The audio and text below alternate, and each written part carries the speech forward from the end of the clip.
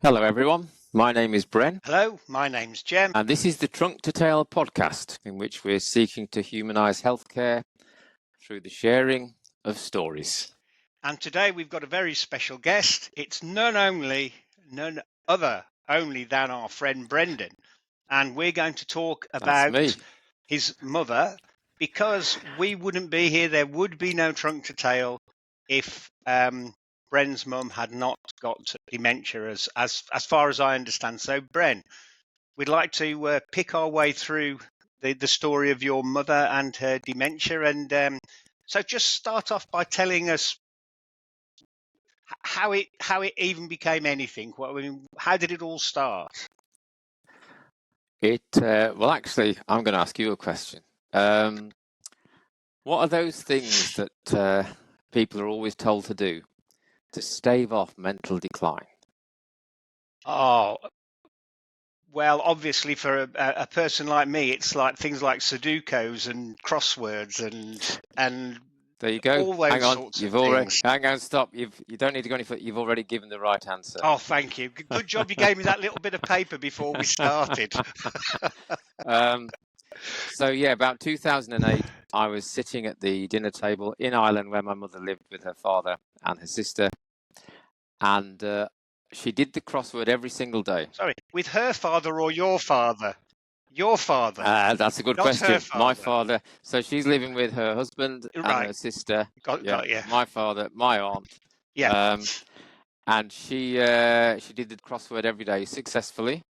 And I just noticed on this particular summer's day that she wasn't filling in the crossword answers in the right boxes.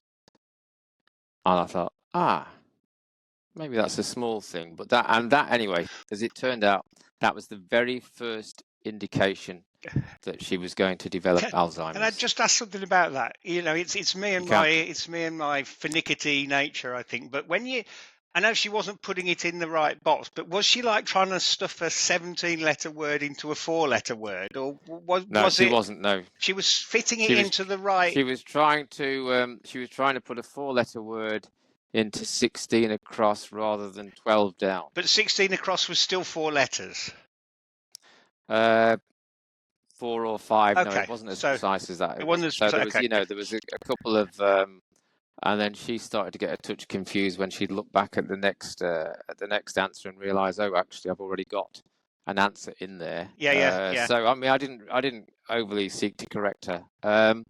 So that was the very first indication that something wasn't right. And then, of course, over a period of months and over a period of years, other symptoms started to appear. And I won't go into a whole litany of decline, but for example, she became obsessed with her pension and the amount of her pension. And then she started hiding her pension book. She started to develop a kind of paranoia, to think that, maybe my dad and her sister were out to get her money, this sort of thing. So that was they're just some of the like a symptoms. Bit of, and it was a little bit of personality change, you'd say. It was just a bunch there of was stuff. Personality change. She was prone to I mean, what you soon learn with people with Alzheimer's is you have to remain calm yourself. You cannot get frustrated with them, and you must go with the flow. And if they ask you 10 times in 5 minutes, how much is my pension? Then you give the same answer 10 times in 5 minutes. It's just, so it's not easy living with. And of course, I wasn't living with my parents. I was only there every couple of weekends. But my father had to live with it, and he wasn't blessed with patience. So obviously that, didn't help matters. And what about your auntie? How was she with it? Better than your dad? Or? She was better. I mean, she was frustrated. She was always there in the kitchen. My mum was always there. I mean, my mother and father went back to live with my aunt in Ireland, having retired, and it was not the life my aunt expected. And I think there were many times that she probably regretted the fact that they moved back. But she was, she did her best, that's for sure. How long from when they moved was it before you noticed these signs? So probably quite some time, probably about 15 years. Okay, so they've been back a long 16 time. years. Yeah, they retired at 62, 63, and she probably developed these symptoms when she was about 77 for the first time. Right, okay. And I remember going to Texas the year after she developed these symptoms, and that was another striking moment. She couldn't really be left on her own. We went to visit her sisters in Texas, and there was one day we were in a bookshop, and we were all looking at different books. And then, as the bookshop was starting to close, I couldn't find her in the bookshop. So I went outside, and eventually I found her there. I said, "Oh, why are you outside?" She says, I didn't know where anyone was. I was in the bookshop and I couldn't see anyone, and I started to really panic. So I came outside," she said, "and then I just thought," she said, "I thought, don't panic, keep calm. They'll come back for me." Or I think she thought we'd gone off. Yeah. And left her. How was the actual? Because I don't remember ever talking about this in this detail. But how was the trip from Ireland to Texas? Because I'd have thought that you're going with somebody that could be quite fraught, couldn't it? The actual journey. Well, I just had to stay with her the whole time. My dad was with me as well. The three of us went. He's a smoker. Smokers need their cigarettes. They can't care for people. He's the kind of guy who would pass through security, and in order to have a cigarette, go out again and come through security again.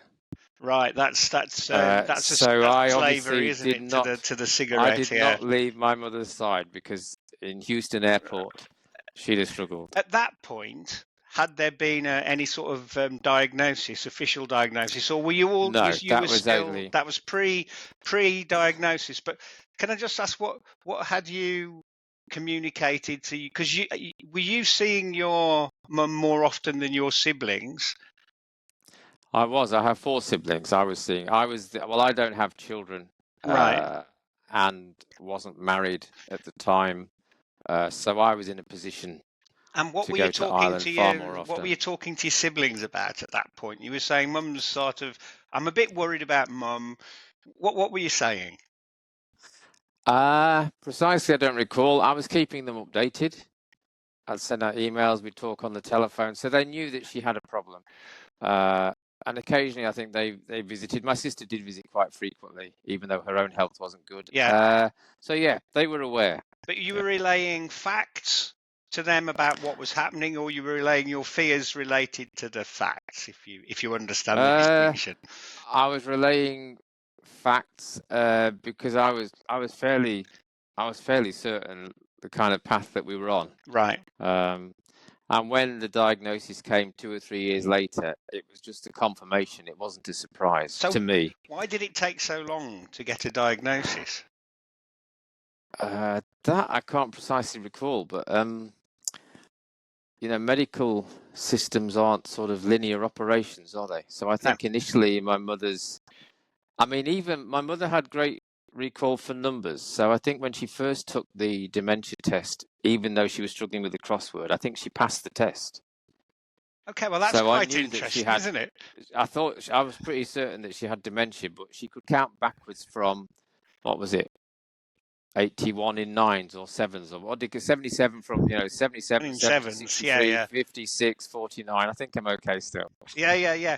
Well, that's sort of fascinating. She could do that. That back to the way that the tests work. If you've got a sort of one dimension, I always think the IQ test is a terrible test. It just tests people's ability to do an IQ test.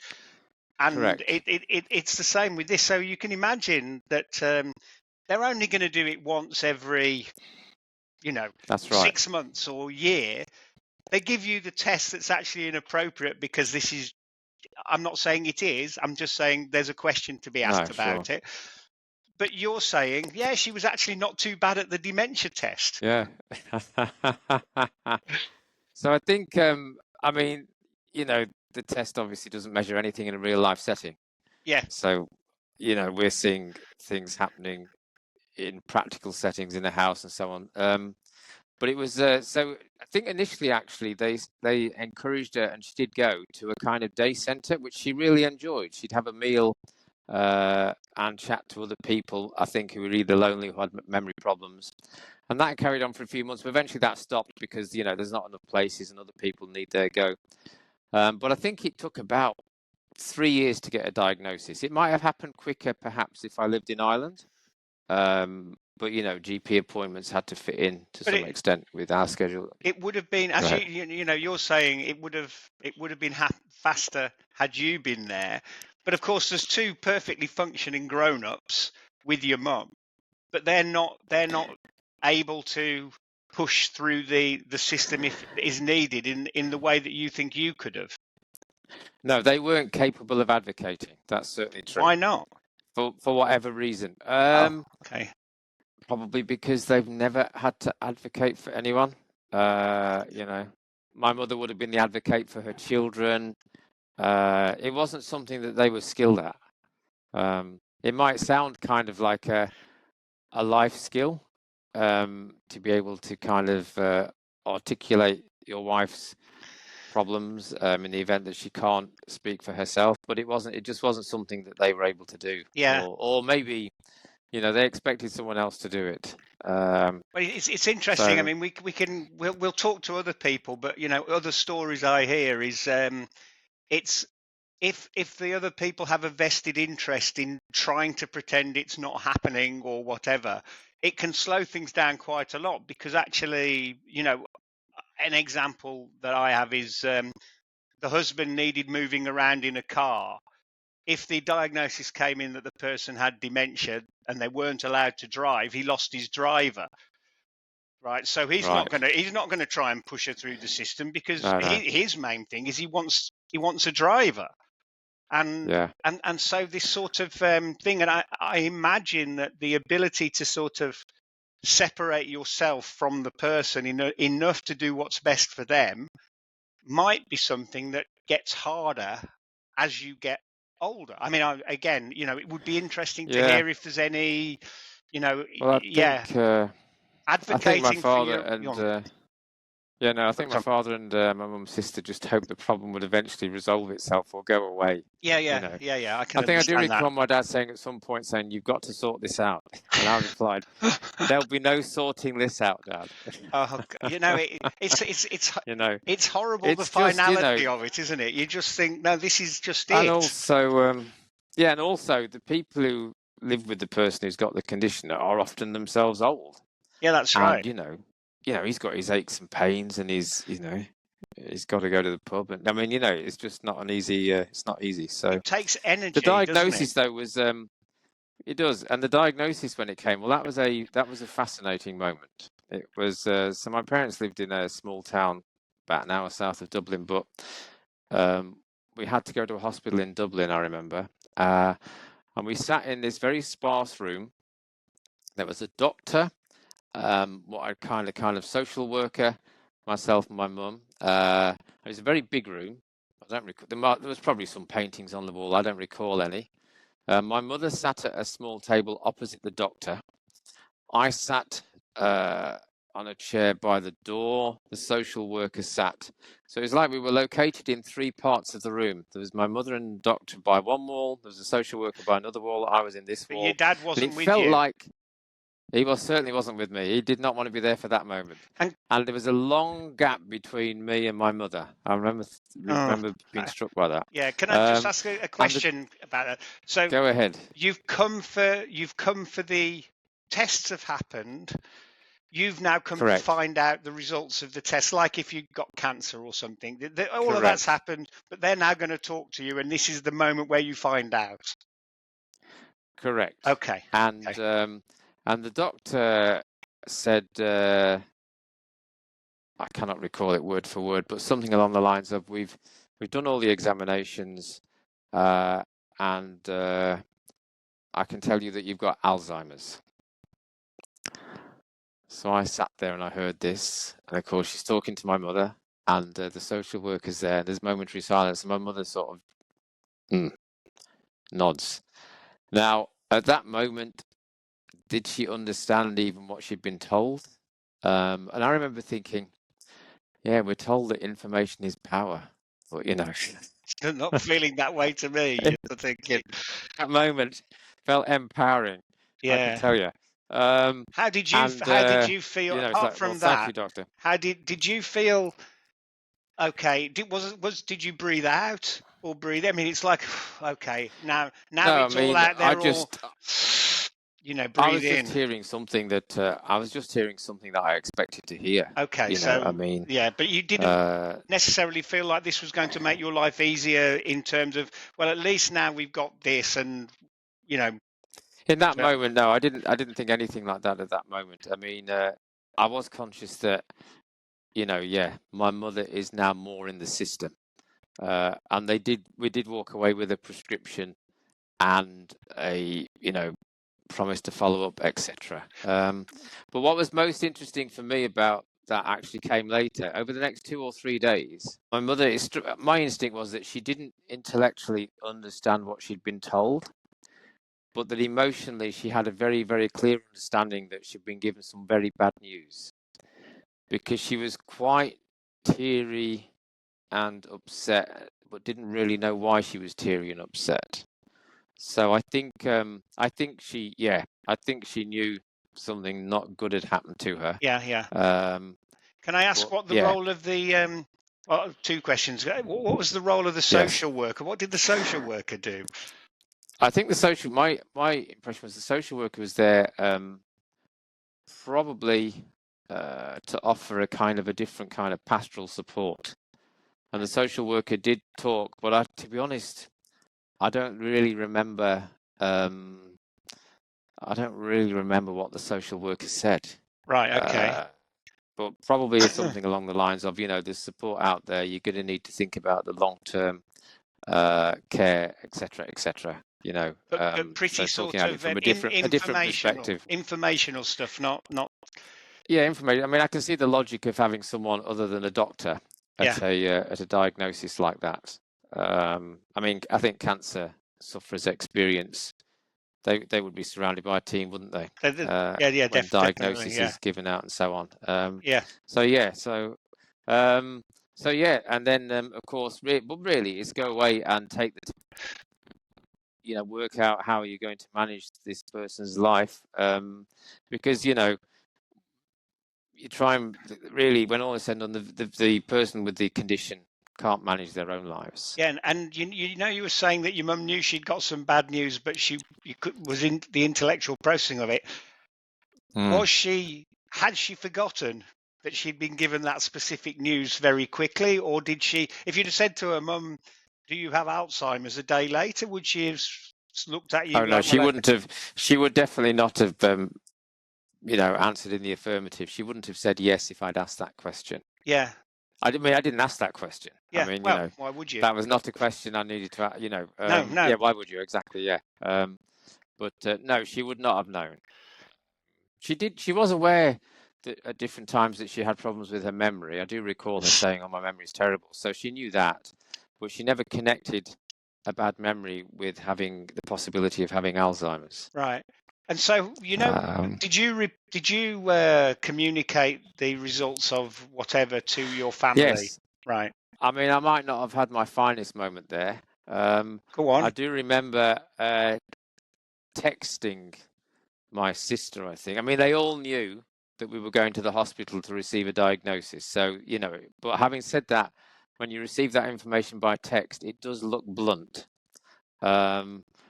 I don't know I don't think I used an emoji, and I wouldn't have. Maybe I did use an emoji to try and lighten the words. I can't remember, but she did. I remember my sister saying that it did read very stark, and I'm sure it did.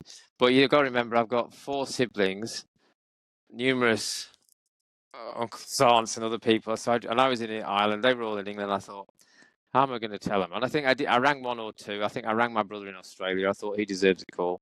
I'm not saying my sister didn't deserve a call, but and I think my other brothers also. I can't remember whether I told them that night or the next day. And I also remember my sister.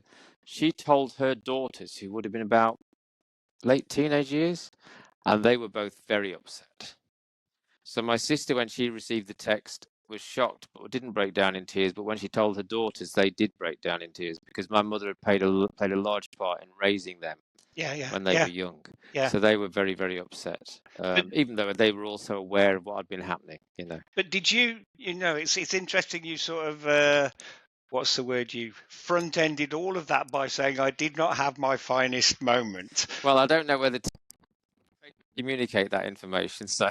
Yeah. What I mean is, the question is, did you actually feel you were getting blowback from the people who you tried to tell? Oh, no. Or you didn't feel as though this is blame you heaping on yourself. Nobody else is needed to try. No. Okay. So No. That was just a momentary. No, there was no blowback. No.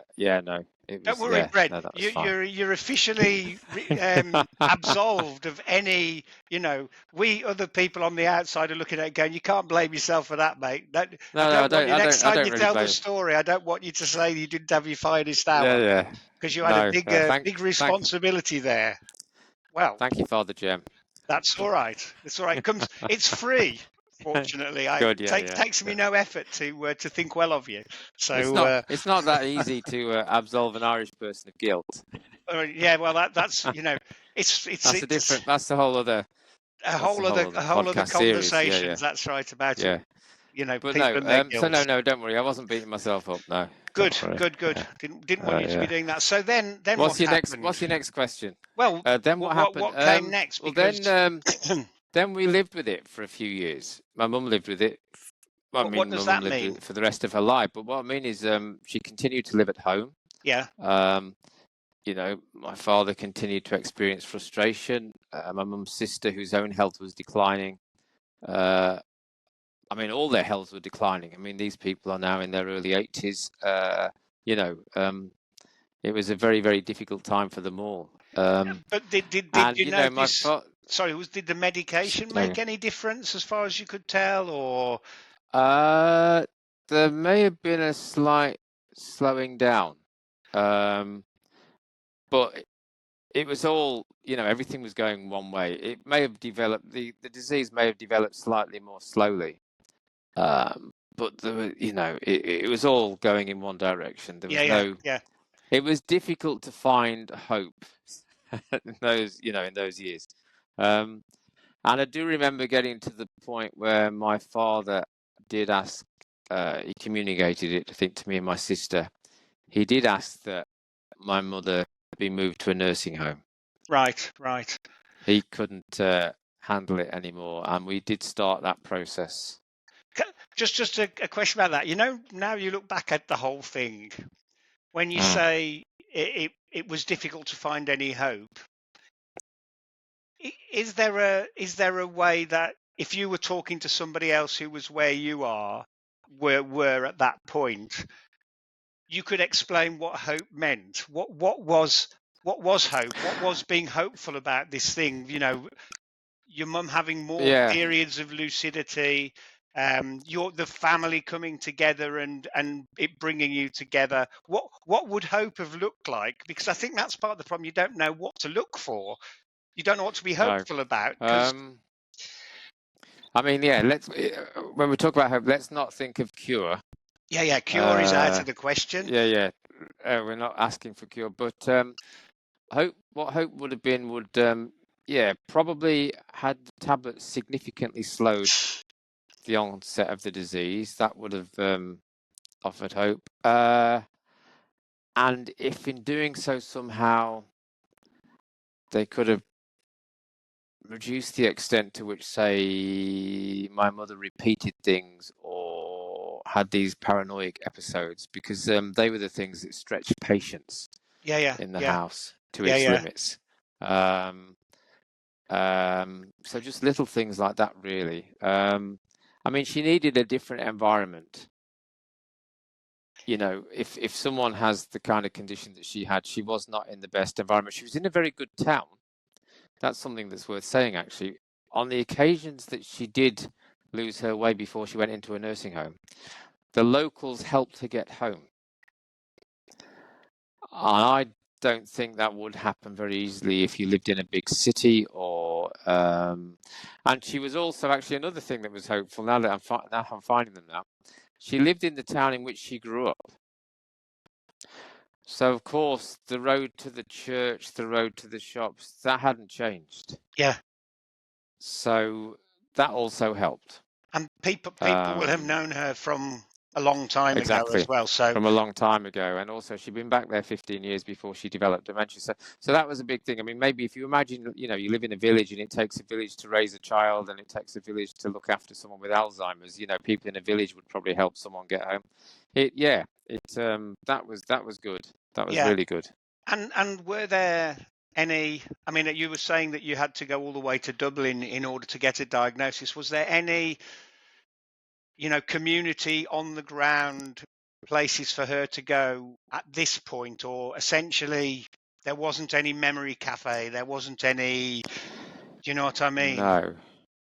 No, I don't think so. We started to get carers, but no, there was nothing of that nature. And there was one dodgy moment where she started to go into some young lad's house. I don't quite know how that had happened, and he befriended her, and he was. I just didn't know about that straight away, but I never quite got to the bottom of it. But I did end up visiting the house and asking his mother not to let him sort of, you know, walk with my mother. So, I mean, who knows? I'll never know the full story of those years, will I? Even though I think I know most of the story. Yeah.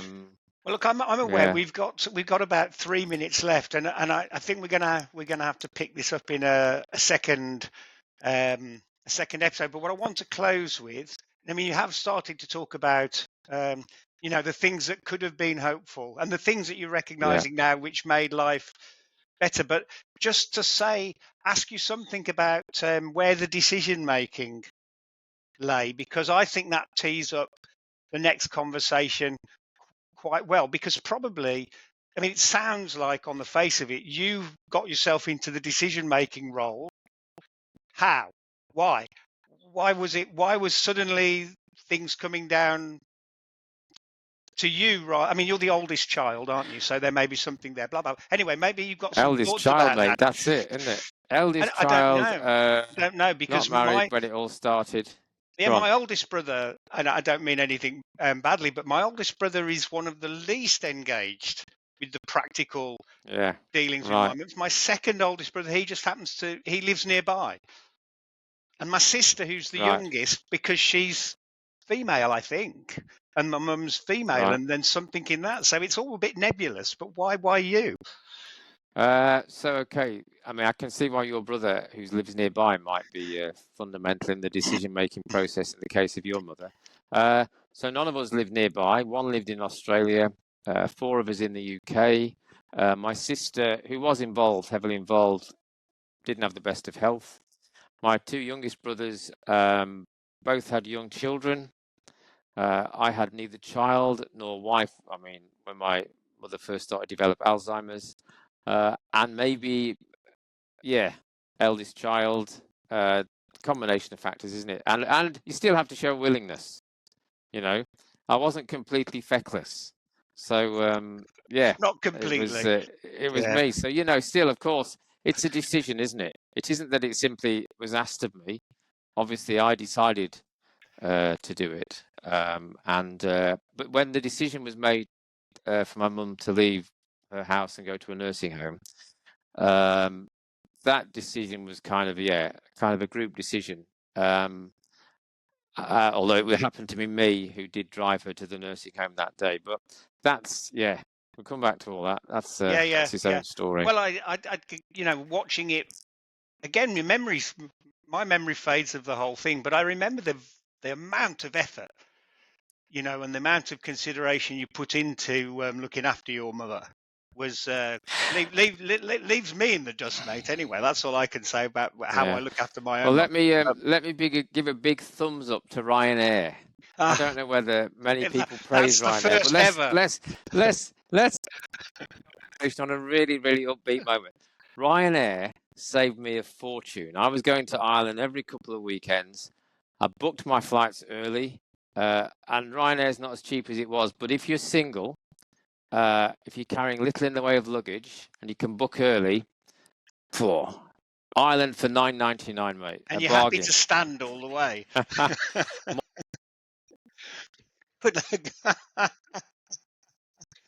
And I think that's, to be honest with you, I'm worried about the future health of our podcast after you've said that. But